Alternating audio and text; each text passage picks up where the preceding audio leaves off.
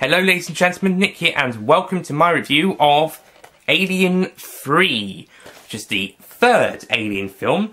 Now, unlike the other two, the first time I saw this film was in this box set, so that was the theatrical cut. And then I watched the special edition version for this review.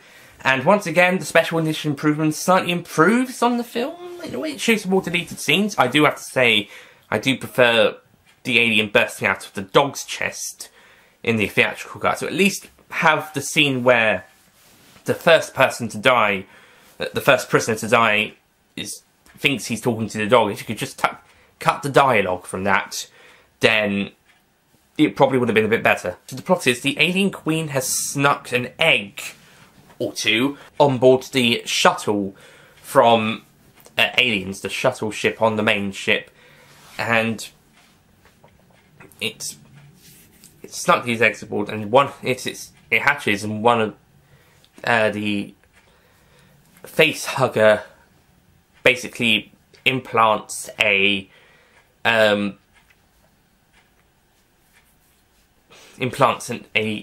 queen embryo into Ripley and causes a fire in the ship, meaning it will crash land. It crash lands on a prison planet. I think Florida. Let's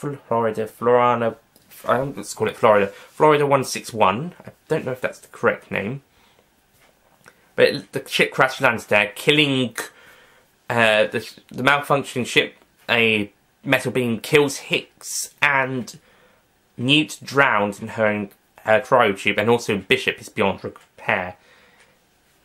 Following the events of the previous film and this crash landing. Ripley is the only survivor, which kind of needs to be for the aliens' plan to succeed. And meanwhile, I don't know if 2 eggs. I know there was definitely 1 egg on the ship, but if that's the case, the facehugger implanted 2 embryos, 1 into Ripley and 1 into, depending on in the theatrical cut, a dog. In the special edition, an ox. Either way, it does cause the alien to burst out the chest looking quite different, so maybe an embryo inside a dog or an ox, especially in an ox that's just collapsed for quite a while until the alien is ready to burst out the chest, probably would make it look and act slightly different. That and or the fact that it's the same facehugger as the one that gave Ripley the queen embryo, and then it dies after giving the second one. On the planet is the planet is basically a maximum security prison with 22 inmates plus the supervisors. There's the main one, his assistant, and the medical doctor, who was formerly an inmate but was now just a medical guy helping out in the infirmary, and he looks after Ripley. And like Hicks in the last film, it's potential this guy could have been this guy is implied to be another love interest, in a way. Personally, I think it works better with Hicks, but I do like how the film's implying that Mr. Clements is also a love interest for Ripley. I think they do get on very well, and I think they do like each other a lot. They even sleep with each other in the same bed in one scene. However, Mr. Clements is one of the earliest to get killed off, so the romantic interest isn't really developed very far, although I will say it is something really well executed in the first act. This film actually has a faster pace in the first act than the previous 2 films, and that's something I do like, especially as we actually see the alien for the first time about half an hour in, as opposed to the other 2 where it took about an hour to see our first alien. Not the facehugger, the alien itself, the actual xenomorph. So I'm actually glad we got to see our xenomorph, the film, sooner than in the previous 2 films. It also meant stuff can get going quicker and faster paced, and also it can still develop the story without having to be super slow and building up all the time. It can still get there, although there is still quite a few building up moments after that, but it also has the alien type feel, the first film's esque feel of the alien killing the members one at a time, and then you get and then later towards the end you get more of an Aliens feel, where the prisoners band together to fight the alien and eventually try to kill it. together as a team, in a way. Yeah, I think this film's a bit more of a closer resemblance to the first film than the second and fourth ones, but it still does a really great job, and brilliant well. The scenes where they try to put some waste goo on the floor and try to burn it, that's a great moment. And then the scene where they try to cover it in lead, that is great, and the scenes all there, and the tension is built as the prisoners are running. And one brilliant thing with this film over the others is the camera movement in these chase scenes, where we actually get to see alien point of view. We get to see the point of view of the alien as it chases the prisoners, and it's really cool to watch. I also like the majority of the characters. Dylan is a great character. Clements is a great character. The second in command is alright. Parts he's okay. He's quite good in other scenes. I wasn't so keen on him being like repeating the main superintendent's words and instructions earlier on. But once the superintendent was dead, he got a bit more stuff to say that was not just repeating his boss's words. I didn't really like the fact that he waited for the crew from Earth to get there. I think he should have been in the helping with the getting rid of the alien. But he still gets a slight redemption at the end when he hits the Bishop 2, the supposedly Bishop designer, who turns out, well, it's implied he may also be an android, despite what he was saying, but he does have a bent ear, so yeah. Sadly, this guy does get murdered by his own people as opposed to the alien, which I think was a bit of a prick move on those people.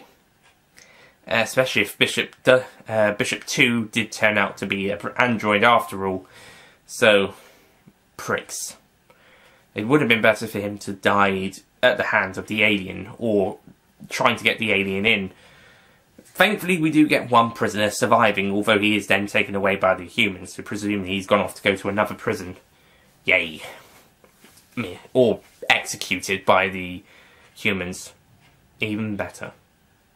He was a great character during the second half of the film, but I think in the first half of the film, he wasn't that amazing. He was just there. Yeah, that's the one thing I mentioned this in my Aliens review. This film had quite a few characters. There was about 22 prisoners, and a superintendent, his assistant, and the medical officer, plus Ripley. So there was 26 characters to focus on between the once Ripley's, besides the Hicks and Newt's bodies and the alien and the ox/dog, we were watching 26 characters. So yeah, some of the characters were lost in the mixture. However, later on we got to see a few more of them come out to the forefront and do some more stuff.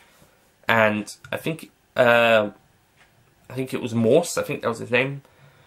But he was definitely a good character in the last two acts, and definitely did some great moments. I also have to mention Paul McGann does a nice performance as the character Golik. Although there are scenes where he sounds like the Paul McGann I know, but then there's other scenes where he sounds pretty different. I don't know if that's him putting on a voice, or if his voice slightly changed a little bit before he became the Doctor. Either way, he does do another good performance. I wish he had more to do, but I'm sure but I do like what he did get, and in the special edition, his character was the one that let the alien out, as opposed to the alien escaping, which, well, I think that worked for the theatrical cut, but when it came to the extended edition, yeah, it makes a lot of sense, because he's a kind of a mad, insane person. It also kills off a human for the alien.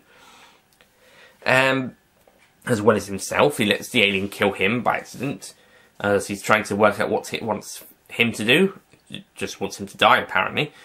And yeah, it does a good job. Apparently, the casting director wanted Richard E. Grant to play Clements, so to bring him together with the guy who played the second in command and Paul McGann back, as they were in a film together.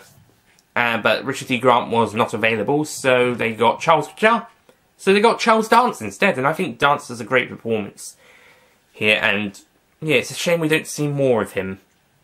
I liked Mr. Clements, he was nice. And I would have liked to have seen a bit more Paul McGann. Even better, I would have liked to have heard a bit more of Paul McGann as I know him from later on. But still, he does a great performance and what he gets is great. So overall, this is a really enjoyable film. But I don't think it's completely perfect. I do have some nitpicks and some problems. But I don't hate the film. I don't find it a terrible instalment or even a bad instalment like the majority of people do. I like Alien 3. I think it's good. I even think it's better than the first one. But I think after Aliens, it would have come as a little bit of a disappointment. To be honest, I think anything would have been a disappointment after Aliens. So, overall, I'm going to give this score a 9 out of 10.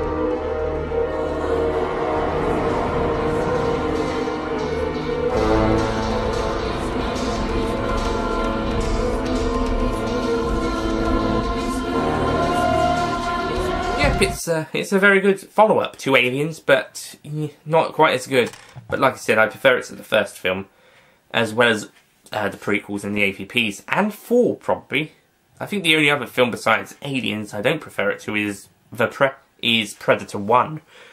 Formerly 2, maybe it's still under 2 as well. Also, I want to mention the music is fantastic in this film. I liked the music in both the previous 2 films, especially in Aliens, and they had this great Alien theme which you then hear again in Covenant. But I think the music for this film was brilliant, despite the lack of the Alien theme that we hear in the first film, that sometimes hear in the second and Covenant film, second and sixth films, but Covenant being the sixth one. But despite the lack/non-existence of the Alien film theme, the Alien theme, which is the dun dun dun dun dun dun dun style piece of music that you hear quite a bit in the first film. In Covenant, it's the scene where the Covenant ship is arriving at the moon that they eventually decide to land on instead of the colonised world they're going to. But yeah, despite that piece of music not being in this film, other than that, the music is fantastic, especially the scenes where the prisoners are preparing to fight the alien, and when Ripley goes into the vat to die. And I love how it ends with the message from the end of the first film being replayed. It is such a great ending. It is a shame it is a sad ending. Well, melancholy ending, I should say, because it's happy because the alien queen isn't going to... Ripley's sacrificing herself to make sure the alien queen doesn't survive. And also one of the other prisoners has... Morse has managed to survive the fact, despite being arrested by the humans. I say arrested / taken away. He's already imprisoned at the moment. But anyway, despite that and the shutdown of the prison and kind of the sad end, a little bit of a sad ending because Ripley's dead, it is still good to know that that alien queen will not be born until the next film. But audience would have known that at the time of this film's release, so it is a nice... If this had been the conclusion of the Alien films, it is actually a really good way to end the series, and yeah, it's an amazing end. Thankfully it was not the end of the Alien series, but if it was, this would have been a pretty perfect ending. The last 2 films had ended on happy endings in a way, but this one kind of a mix of both happy and sad, because Ripley's dead, but at least the alien queen is as well. And if you watch the theatrical cut, you actually see the alien queen burst out of her chest, but it pretty much dies as soon as shortly afterwards as well. In the special edition, it doesn't even come out, so it's dead before it's even born. Either way, Ripley still wins even if she dies. And yeah, so that's Alien 3. Tune in next time where I will be reviewing the 4th Alien film, Alien Resurrection. I'll see you guys next time. Goodbye.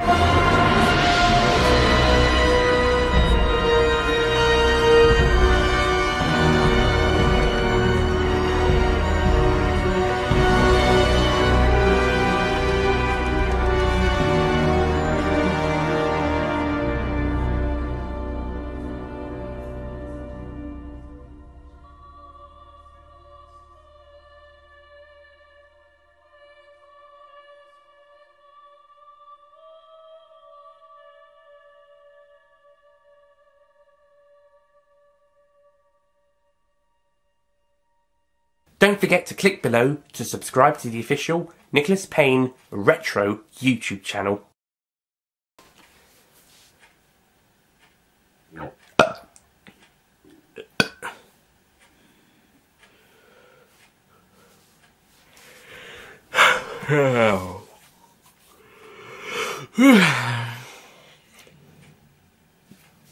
Excuse me. Anyway. So the plot is a alien on board Ripley, and that although I'm sure there must have been another one, but it's never shown on screen, so maybe there was just the one.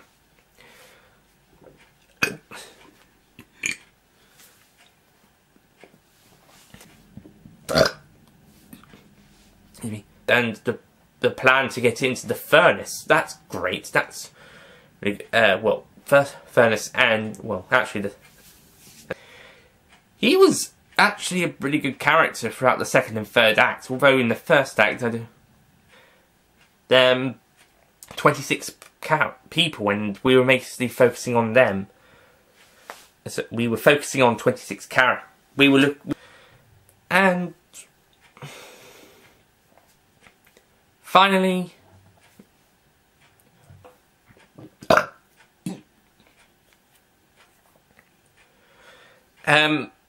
we didn't know that. So I'm going to give it a 9 out of 10. It's a very good film, and yeah, amazing.